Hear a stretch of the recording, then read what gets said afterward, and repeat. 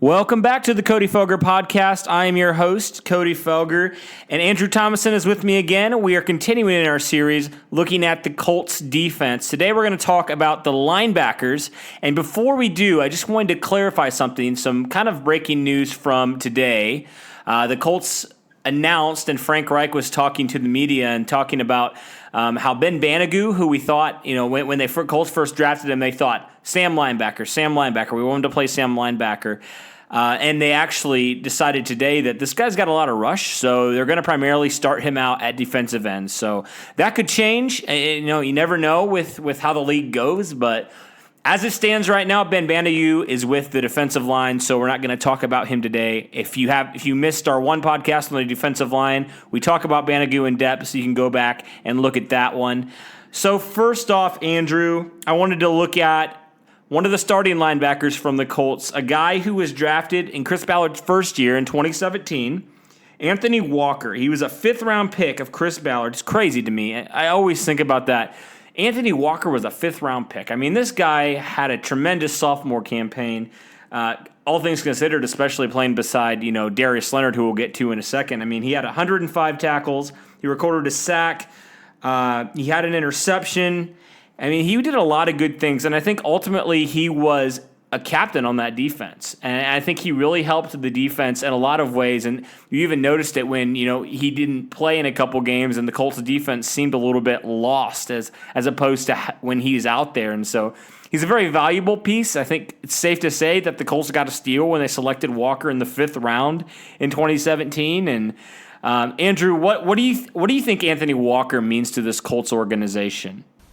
Yeah, I mean, you said it, Cody, 105 tackles, a sack, and an interception. In fact, I remember the interception very vividly. It was against the Philadelphia Eagles in Week 3, and I believe he was covering either Dallas Goedert or Zach Ertz, was Walker, and he just sort of sat on what looked to be like a pivot route from one of the tight ends, and he just jumped it and made a really good play. So I think his awareness has really grown as a player since being drafted. Like you said, all things considered, he sat right next to Darius Leonard and had a tremendous season himself. And I think that even with Leonard and now some of these other linebackers as well, rotating in and out, I think all things considered, we can look forward to a really good season from Mr. Walker. Yeah, Walker definitely had a great sophomore year, like I mentioned. Okay, we'll talk about the next guy, the other starting linebacker for the Colts. Was drafted last year in the second round of the 2018 draft. Was considered a reach by a lot of people. I know one particular person called him the reach of the draft, And so, of course, the player I'm talking about, very well known, now the defensive rookie of the year, Darius Leonard, picked number 36 overall by the Colts. And Andrew, his stats are just incredible. I mean, 163 tackles. I think that broke a Colts franchise tackle record. He also added 7 sacks. 4 fumbles, and he also had 2 interceptions. And, it's crazy to me that he got snubbed from the Pro Bowl, first off, which I think Darius Leonard still hasn't forgotten about, and he still uses to motivate him. But, man, when you look at all that Darius Leonard did, considering that he was injured, he got injured near the beginning of the year, and he played through it, and he still put up those gaudy numbers. Andrew, it's got to be impressive, and the Colts have to be excited to see how Darius Leonard progresses. And now that he's healthy, what do you think that he can bring? How do you think his game can improve to the next level? I mean, you said it, Cody, 163 tackles. He had 7 sacks, 52 assisted tackles.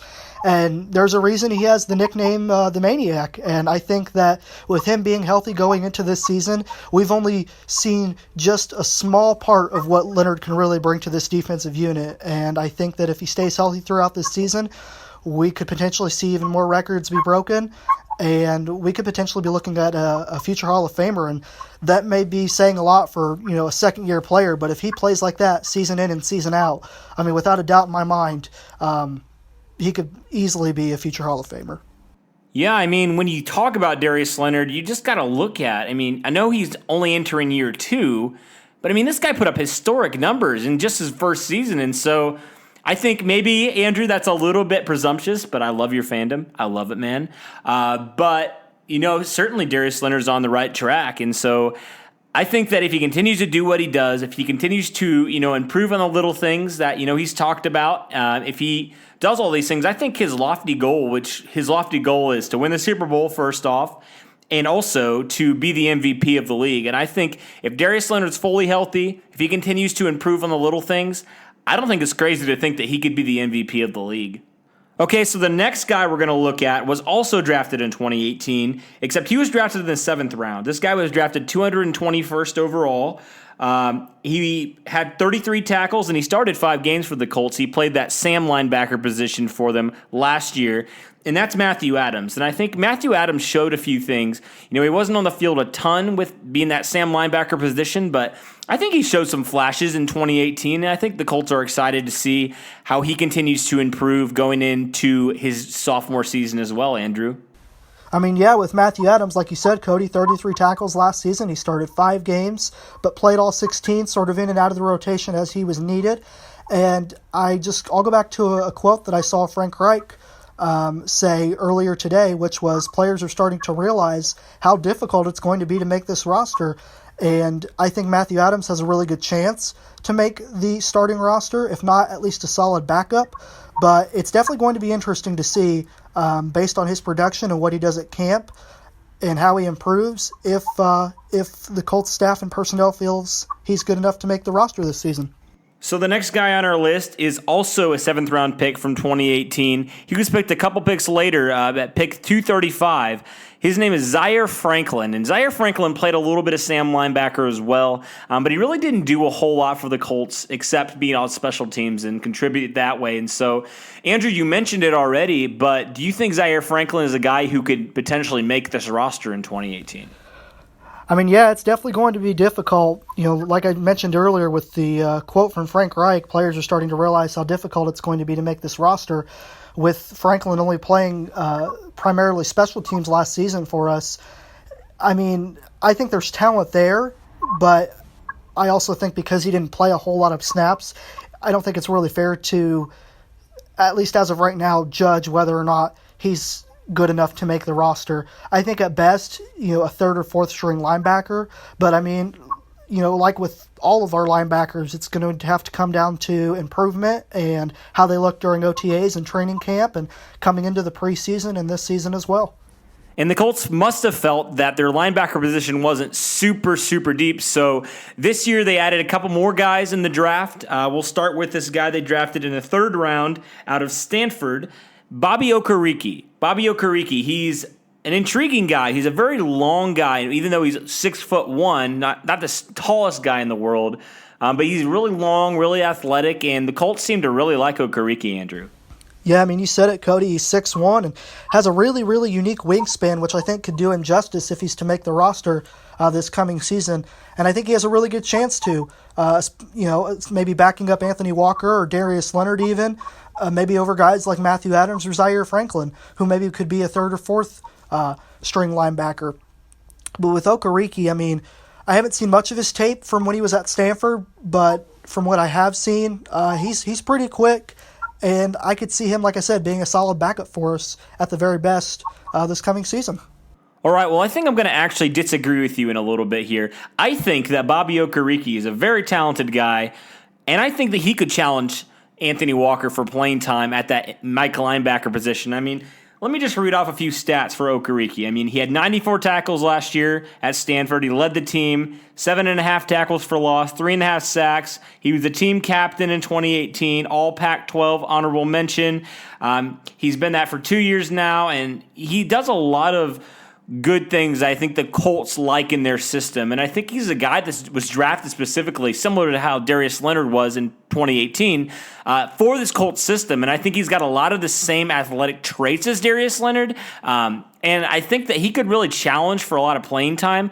Even as good of a guy and as good of a player as Anthony Walker is, I think that Bobby Okereke could actually challenge him for playing time, which is crazy, I know, for some Colts fans, but I think Okereke is that talented of a guy, Andrew. I think that he could challenge for that Mike linebacker position, and it'll be an interesting battle to watch in training camp for sure.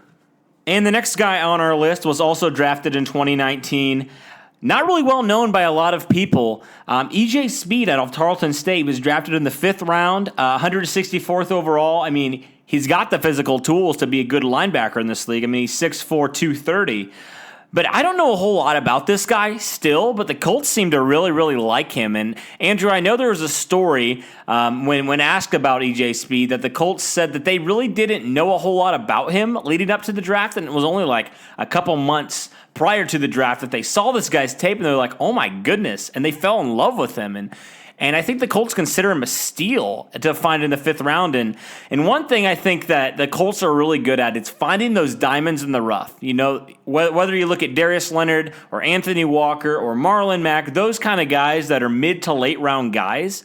I mean, the Colts have found guys like that. The Colts have found guys that really, nobody else really recognizes, but they have the physical tools. They have the mental tools to be really, really good players in this league, and all they really need is to be coached up. And, as we know, the Colts have one of the best developmental staffs in the league, and so I think it's really interesting. EJ Speed's one of the more interesting guys on this Colts roster for me, and I'm going to be really intrigued to see, one, if he makes this roster, because, like you mentioned, it's a very, very competitive roster. I think for the first time in a long time, this Colts roster, they're going to have to cut some guys that are really, really good players for them. But I think EJ Speed's an interesting guy because he's big, he's super fast, and he's got a lot of those raw talents and abilities that I think are really rare for NFL linebackers. And so I wanted to get your thoughts on EJ Speed, Andrew.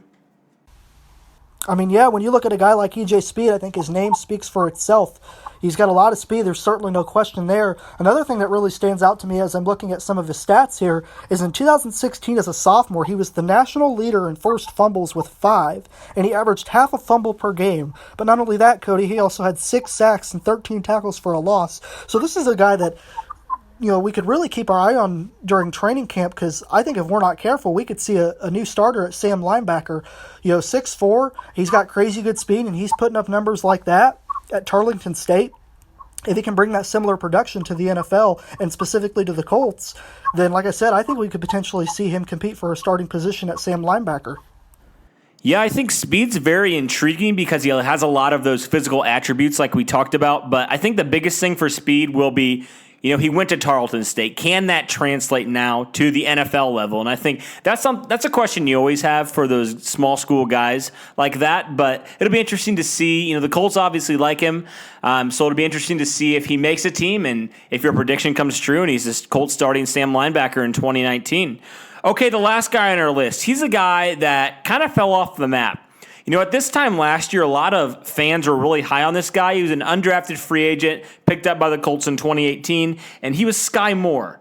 Like I mentioned, people were really high on him. He actually was projected to start for the Colts there for a little bit, but he dealt with the injury bug for a while. He only played in 9 games. He actually started 1 game. He unfortunately ran into injuries, and I think that really kept him off the field and kept him from maybe progressing into the player that the Colts were hoping that he could be. But now, he's still a young guy as well, and so I think he can come back and compete for a roster spot, Andrew. So what have you seen from Skai Moore that makes you think that he could potentially make this roster? Yeah, you said it, Cody. I mean, a guy like Skai Moore, who unfortunately battled the injury bug quite a bit last season, so there aren't really a ton of stats on him. But, I mean, you look at the player that he could potentially be in terms of, I looked to last offseason or last training camp, and I remember, like you had mentioned, seeing a lot of reports about how the Colts were so high on Skai Moore and that he was making a lot of really good open field tackles. And so he's an intriguing player. But, I'll go back to what I said earlier. This roster is far more deep and far more competitive than it's been in seasons. And so it's going to be extremely difficult to make this starting roster or even become a second or third string linebacker. So it'll be interesting to see, if Skai Moore can improve, and if he can, and he can, produce during training camp, if he can make this roster. Yeah, Skai Moore's another guy that's going to be interesting to watch now, considering he's healthy. And it's crazy, like you mentioned, Andrew, and like we've talked about throughout this podcast, like this roster, this linebacking core, this team, it's definitely the most deep team in the Andrew Luck era, bar none, and probably the deepest team that I've seen in a long time from the Colts. And so it's interesting because this team's not only deep, but at the linebacker position, they're also very young. And you look at these guys that the Colts had, the two guys who mainly started last year, and Anthony Walker and Darius Leonard. I mean, they're both 23 years old. So they're both very young guys, very, very young guys. And we were just looking at the Colts linebacking roster. I mean, the oldest guy in the Colts linebacking roster is 24 years old. So the Colts, all of their linebackers are young, and they still have a lot of time to develop. And it's going to be interesting. We just talked about this, Andrew, off air. It's going to be interesting to see how these guys grow together. And, they're very young, and so the sky's the limit for this linebacking group. And Colts fans should be very excited because they're young and they're also very good. So we have some Twitter questions here, and let's start with Mr. Brandon Cosby, who asks, how do you see Darius Leonard progressing even further from his outstanding season last year? And boy, is that an intriguing question, Brandon. First of all, thank you for submitting. And secondly, to answer your question, I think this is something that we kind of touched on earlier in the podcast, but with Leonard being healthy, there's a reason he's got the nickname the Maniac. Like I said, if he stays healthy, I think he could potentially put up even more historic numbers going into this season. I think the sky's the limit for Darius Leonard. Yeah, well, first off, thank you, Brandon, for the question. We always appreciate when fans ask questions, and we want to interact with you guys. And so to answer your question, I think one thing you already touched on it, Andrew, is Darius Leonard is a guy who he's never satisfied. And this is something I talked about in the previous podcast, is Darius Leonard is a guy who, even though he had a historic year in 2018, 163 tackles, broke a Colts franchise record, and he's still not satisfied with himself. He's still not satisfied with his performance. He's always wanting to get better, always wanting to improve. You look at that for Darius Leonard, a guy who is a captain of the Colts, one of the most looked up and well-respected guys in the league now. And for that guy who's leading your defense to want to improve, I think it's very, very infectious for the locker room, and in a very, very good way. And so, you see that in a lot of guys that they're like, even though I had a good performance, I still want to get better. Good is never good enough. Not until we're the MVP, not until we're the Super Bowl champion, are we going to be satisfied? And even then, we're not going to be satisfied because there's always things to improve on. So circling back to your question, I think Darius Leonard can continue to work on the small things. I think certainly getting healthy in 2019 will be very good for Darius Leonard, and I think if he continues to stay healthy into 2019 and he cleans up a few of those things that he notices on film, whatever that be, maybe that's zone coverage, whatever it is, I think that ultimately will propel Darius Leonard to be even better than he was in 2018. And jumping into our next question here, which is from Mr. Joe Shimfessel. Thank you, Joe, for submitting your question, which is as follows. Does EJ Speed have a chance at the 53-man roster, or is his best shot the practice squad? This is a great question, Joe, and it's actually something that Cody and I kind of touched on earlier in the podcast, and I'll sort of touch on it again. I think EJ Speed has a really good chance to compete for that Sam linebacker position, with his physical attributes, 6'4", he had 68 tackles. He was the leader in forced fumbles in 2016 as a sophomore. And I think that if we're not careful, like I said earlier, he could potentially become a starter. Yeah, Andrew, I think I agree with you in that, and we just don't really know what the Colts have at their Sam linebacker position. You got Matthew Adams, who started some games for you. You got Zaire Franklin, who started some games for you at Sam linebacker, but ultimately, these guys were 7th-round picks, and EJ Speed is a 5th-round pick. And I know for some people they may be like, well, what does that matter? I think this guy, honestly, as much as I like Matthew Adams, as much as I like Zaire Franklin, I think this guy's got more talent. And I think if he can, like I mentioned earlier, if he can put it together, coming from Tarleton State, if he can put it all together and do what he did at Tarleton State, I think that he could start sooner rather than later. Well, I think that about wraps up our podcast looking at the Colts linebackers. Thank you guys who submitted your Twitter questions. We'll make sure to do that again for our next podcast, which will be looking at the Colts defensive backs. And I'm very, very intrigued. This is probably my favorite position group to watch going into 2019 because there is so much talent in the defensive back room. And so it'll be really intriguing to see how that plays out in training camp and in the preseason, and then who ends up being on the 53-man roster. And so thank you guys. We'll also send out another post on Twitter and probably on Facebook, and so you can submit your questions there for the Colts defensive backs. But yeah, I think that about wraps it up for today, and thank you all so much for listening. Be sure to like, leave a comment, subscribe, and yeah, go Colts.